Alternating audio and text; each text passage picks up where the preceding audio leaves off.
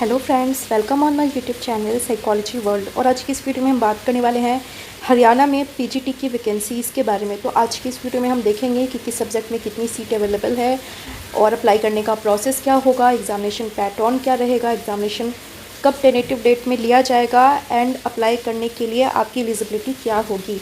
इन सब चीज़ों को आज की इस वीडियो में हम डिस्कस करने वाले हैं। तो आइए वीडियो को स्टार्ट करते हैं। Let's start.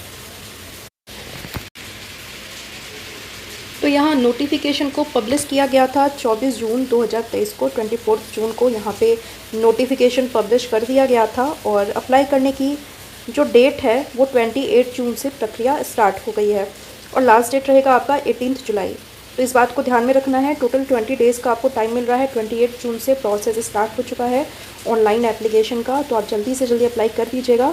और 18 जुलाई यहाँ पे लास्ट डेट होगा रात में 11:55 तक का। तो लास्ट डेट तक का वेट मत करिए, जितनी जल्दी हो सके अगर अप्लाई करना है तो जितनी जल्दी हो आप अप्लाई कर लीजिएगा। एंड यहाँ पे एडमिट कार्ड के लिए एक्सपेक्टेड जो डेट बताया गया है वो अगस्त में बताया गया है। डेट ऑफ स्क्रीनिंग एग्जामिनेशन, हम पैटर्न के बारे में भी डिस्कस करेंगे कि पीजीटी एग्जामिनेशन का पैटर्न क्या रहने वाला है। उसके लिए मैं अलग से वीडियो लेकर के आऊँगी। यहाँ पे हम लोग बस मोटा मोटा इस नोटिफिकेशन के बारे में हम लोग डिस्कस करेंगे। तो यहाँ पे स्क्रीनिंग एग्ज़ाम लिया जाएगा आपका, जो कि डेट भी डिक्लेयर किया हुआ है 9 से 10 सितंबर। ये भी एक टेनेटिव मान के चलिए, इसके बेसिस पे आप अपनी तैयारी कर सकते हैं। तो यहाँ पे इस डेट में एग्जामिनेशन आपका लिया जाएगा। और बेसिकली जो सब्जेक्टिव टेस्ट यानी कि जो इंटरव्यू लिया जाएगा आपका, वो बेसिकली दिसंबर में एक्सपेक्टेड रहने वाला है। इसके बाद में देखते हैं कि ये एग्ज़ामिनेशन कौन ऑर्गेनाइज करवाता है। तो हरियाणा पब्लिक सर्विस कमीशन यानी कि HPSC इसको ऑर्गेनाइज कराता है। पोस्ट नेम पीजीटी है। टोटल वैकेंसी आपकी काफ़ी अच्छी खासी संख्या है यहाँ पे। और यहाँ पे रिक्रूटमेंट पे स्केल भी काफ़ी बढ़िया दे रखा हुआ है।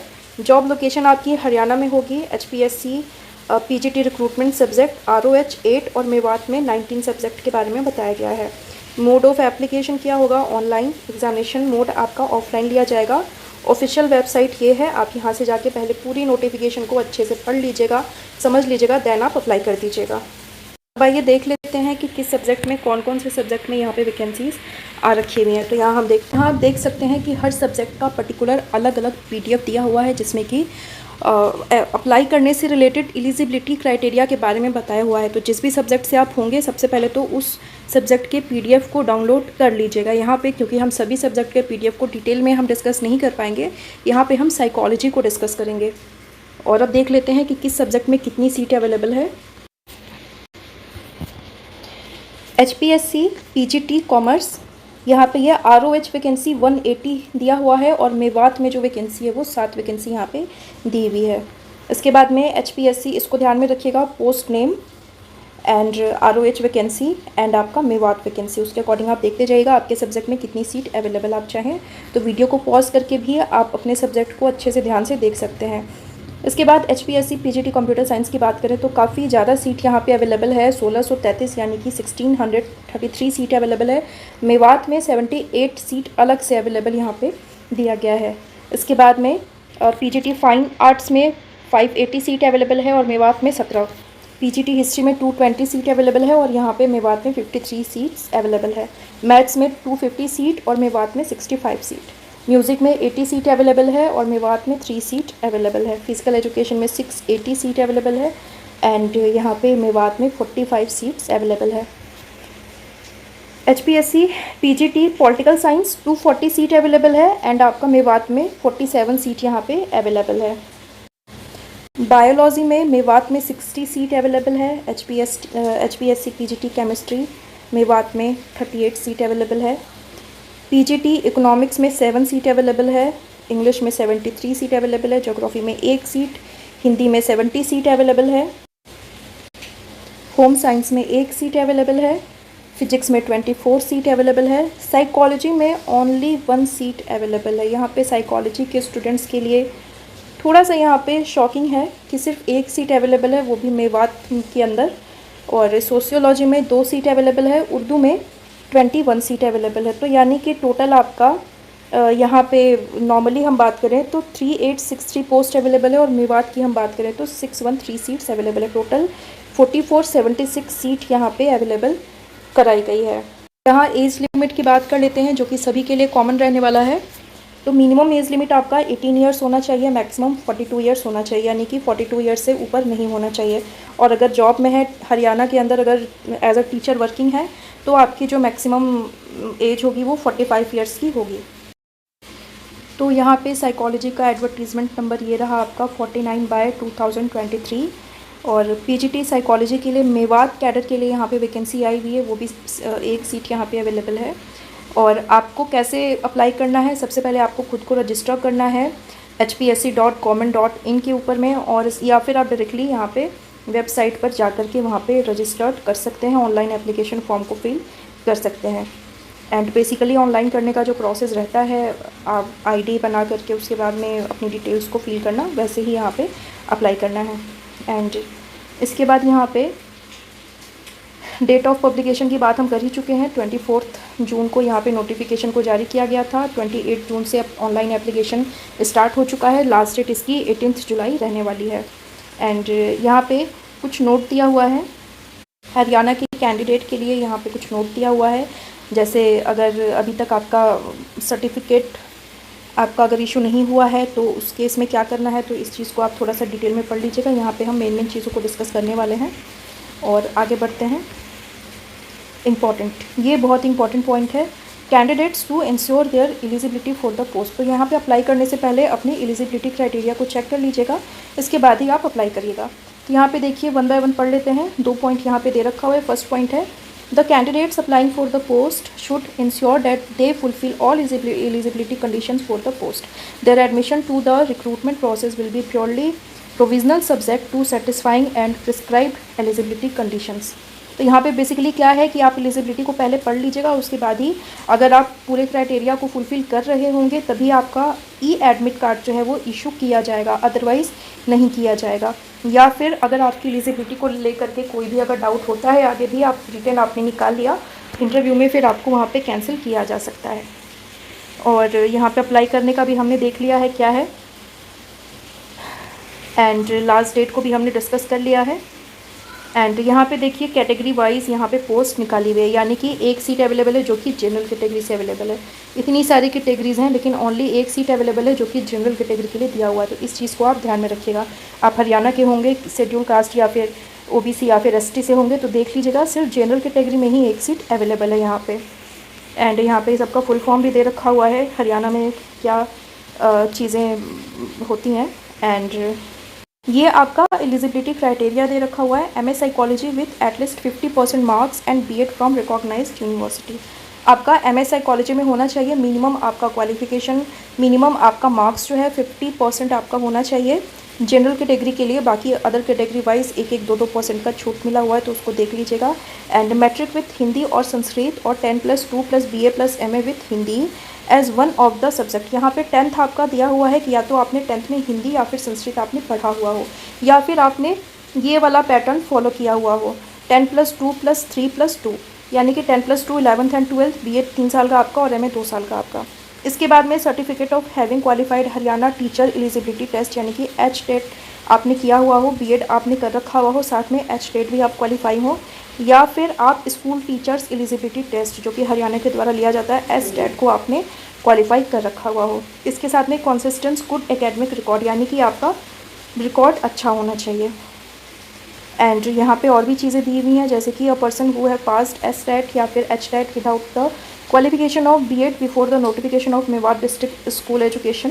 तो यहाँ पे उसके अकॉर्डिंग कुछ रूल्स दिया हुआ है, यानी कि अभी आप BA फाइनल ईयर में ही हैं और बीएड फाइनल ईयर में ही है, और अगर आपने ये एग्ज़ाम STET या फिर HTET को क्वालिफाई कर लिया है उसके बेसिस पे क्या चीज़ें होंगी, क्या आपकी एलिजिबिलिटी बनेगी, उसकी चीज़ वहाँ उसको यहाँ पे डिस्कस किया हुआ है। तो ऐसी कंडीशन को आप यहाँ पे पढ़ लीजिएगा, खुद से समझ लीजिएगा, उसके बाद ही अप्लाई करिएगा। एंड यहाँ पे और भी सब चीज़ें दी हुई हैं, सर्विस रूल्स के बारे में चीज़ें दी हुई हैं। एंड बेसिकली यही सारी चीज़ें हैं। क्लोजिंग डेट को बार बार यहाँ पे हाईलाइट किया हुआ है, तो क्लोजिंग डेट को आप ध्यान में रखिएगा। कई बार कुछ कैंडिडेट अप्लाई नहीं कर पाते, बाद में फिर डिमांड करते हैं कि वेबसाइट को ओपन करवाया जाए, तो वहाँ पे थोड़ी सी दिक्कत आती है। इसके बाद में यहाँ पे पैटर्न और ऑफ एग्जामिनेशन के बारे में भी दिया हुआ है कि आपका स्क्रीनिंग टेस्ट जो होगा टोटल 100 MCQs होंगे वहाँ पे। एंड बेसिकली आपका 80% क्वेश्चन आपके कंसर्न सब्जेक्ट यानी कि साइकोलॉजी से होगा, एंड 20% क्वेश्चन आपके वही जनरल अवेयरनेस से पूछे जाएंगे। तो यहाँ पे प्रॉपर सिलेबस भी दिया हुआ है। शॉर्ट में यहाँ पे डिस्कस कर लेते हैं, फिर मैं अलग से इसकी वीडियो लेकर के आऊँगी जिससे कि आपको चीज़ें और अच्छे से क्लियर हो सकें। एंड यहाँ पे educational psychology, pedagogy, general awareness, general mental ability, comprehension, logical reasoning, analytical ability, decision making and problem solving, basic numeracy, data interpretation, इन सब से कुछ क्वेश्चंस पूछे जाएंगे। थोड़ा सा history, geography, political science, economy, Haryana के कल्चर के बारे में थोड़ा सा पढ़ लेना है। किसी भी स्टेट का जब फॉर्म निकलता है तो उस स्टेट से पर्टिकुलर 1 या 2 क्वेश्चन आपसे पूछ लिया जाता है। टाइम ड्यूरेशन आपका रहने वाला है 2 आवर्स का। टोटल मार्क्स आपके होंगे 100 मार्क्स। 100 क्वेश्चन के 100 मार्क्स, यानी कि 1 नंबर आपका ईच क्वेश्चन के अकॉर्डिंग आपको दिया जाएगा। ऑप्शन आपके यहाँ पे 5 ऑप्शन दिए जाएंगे, ABCDE। एंड तो यहाँ पे ये पूरा पैटर्न यहाँ पे बताया हुआ है कि किस तरह से एग्जामिनेशन लिया जाएगा, कैसे होगा। 1/4 मार्क्स आपके डिडक्ट होंगे गलत आंसर पे, और ध्यान रखना है कि नेगेटिव मार्किंग भी होगी। क्वेश्चन पेपर आपका हिंदी और इंग्लिश दोनों में ही पूछा जाएगा। इसके बाद में सब्जेक्ट नॉलेज टेस्ट आपका 3 आवर्स का होगा। इसका भी सिलेबस यहाँ पे प्रॉपर दिया हुआ है। एंड आगे अब हम बात कर लेते हैं, बाकी यही सारी चीज़ें हैं। एंड स्केल ऑफ पे यहाँ पे आप देख सकते हैं 47,600 टू 1,51,100, प्लस आपके अलाउंस जैसे कि TAT, HR, इसको भी वहाँ पे प्रोवाइड करवाया जाएगा। एंड नेशनलिटी के बारे में भी यहाँ दिया हुआ है, तो इसको आप देख लीजिएगा।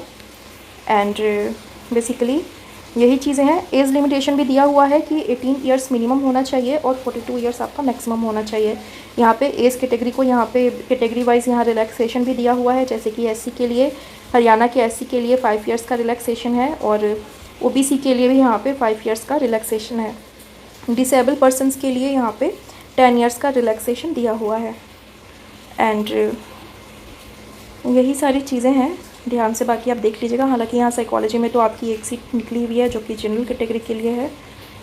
तो यहाँ पे इस वैकेंसी में कास्ट का, शेड्यूल का, साइकोलॉजी सब्जेक्ट से अगर आप हैं तो ज़्यादा मैटर नहीं कर रहा है। हाँ, अगर अदर सब्जेक्ट से हैं तो वहाँ पे बम्पर वैकेंसीज़ निकली हुई हैं, काफ़ी ज़्यादा संख्या निकली हुई है, तो वहाँ पे आपको काफ़ी अच्छा फ़ायदा होगा। और आगे देख लेते हैं। यहाँ पे काफ़ी बार इसको लास्ट डेट को हाईलाइट किया गया है, तो इस चीज़ को ध्यान में रखिएगा। क्लोजिंग डेट आपका 18 जुलाई है। कई बार कुछ कैंडिडेट टाइम पे फॉर्म अप्लाई नहीं कर पाते हैं, कई बार दिक्कत भी होती है, जैसे सर्वर डाउन रहा, फॉर्म ओपन नहीं हुआ, तो कुछ भी इशू हो सकती है। तो इसको ध्यान में रखिएगा कि अगर अप्लाई करना है तो जल्दी से जल्दी आप अप्लाई कर लीजिएगा। एंड EWS कैटेगरी के लिए भी एक परफॉर्मा प्रॉपर दिया हुआ है, तो यहाँ पे साइकोलॉजी में तो EWS भी नहीं है, जनरल में ही आपको अप्लाई करना पड़ेगा। एंड बाकी और सारी चीज़ें हैं। एप्लीकेशन फ़ी के बारे में डिस्कस कर लेते हैं। तो application fee for male candidates general category, तो जनरल से अगर आप बिलोंग करते हैं तो ये सारे सब्जेक्ट के लिए यही सेम अप्लाई होगा।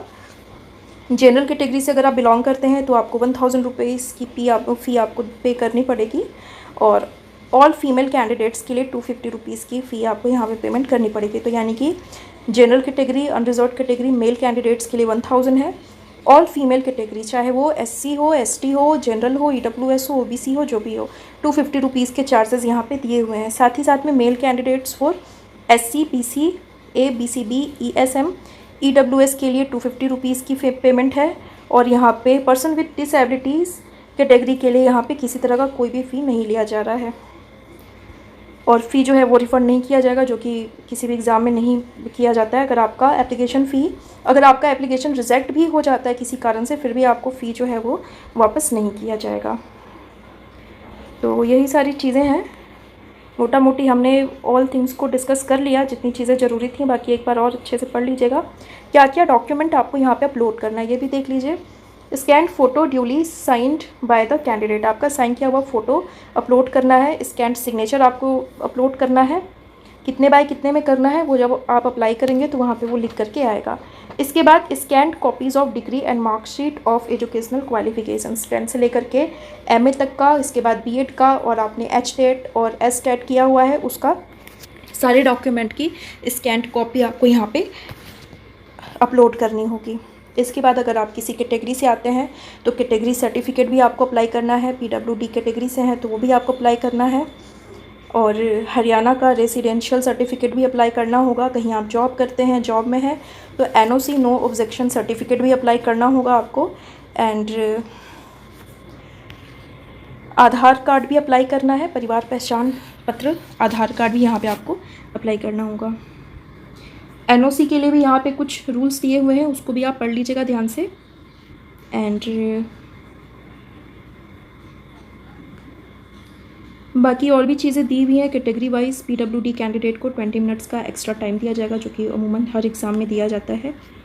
और कुछ पेनल्टीज़ के बारे में बताया गया है, और आपको किस तरह से एग्ज़ाम में आना है वो भी यहाँ पे बताया गया है। मतलब ऑल थिंग्स, कहीं से कोई कन्फ्यूज़न की गुंजाइश ही नहीं रहे यहाँ पे। इस नोटिफिकेशन में सब कुछ, ये जनरल इंस्ट्रक्शंस देख रहे हैं यहाँ पे, आपका ये एडमिट कार्ड के पीछे जो इंस्ट्रक्शंस लिखे होते हैं वो भी यहाँ पे इंक्लूड किया हुआ है कि कुछ भी आपको किसी भी तरह का इक्विपमेंट लेकर के नहीं आना है। तो ऑल थिंग्स को यहाँ पे डिस्कस कर दिया हुआ है। कन्फ्यूज़न वाली यहाँ पे कोई बात मुझे नहीं लग रहा है कि अब बची हुई है। मोटा मोटी हम मेन चीज़ों को, इसके बाद लास्ट में ये साइकोलॉजी का सिलेबस भी दिया हुआ है कि किन एरियाज से क्वेश्चंस पूछे जाएंगे, आपको पढ़ना क्या क्या है। तो ये बहुत अच्छी बात है कि साइकोलॉजी का सिलेबस एटलीस्ट यहाँ पे मेंशन्ड है। कई बार क्या होता है कि पीजीटी, डीटीएसबी और भी अदर एग्जामिनेशंस में साइकोलॉजी का सिलेबस वहाँ पर डिफाइन ही नहीं किया होता है, तो फिर पूरा पढ़ना होता है, कहीं से भी कुछ भी आ जाता है। तो यहाँ पर सिलेबस है, इसी के साथ में आपको तैयारी करना है। तो वीडियो बहुत ही लॉन्ग हो रही है, तो आज की वीडियो को हम यहीं तक रखते हैं। बाकी नेक्स्ट वीडियो में हम डिटेल में डिस्कस करेंगे एचपीएससी पीजीटी एग्जामिनेशन पैटर्न के बारे में, और हम साइकोलॉजी के सिलेबस को भी वहाँ पे देखेंगे, समझेंगे। सो आज के लिए इतना ही। Thank you so much.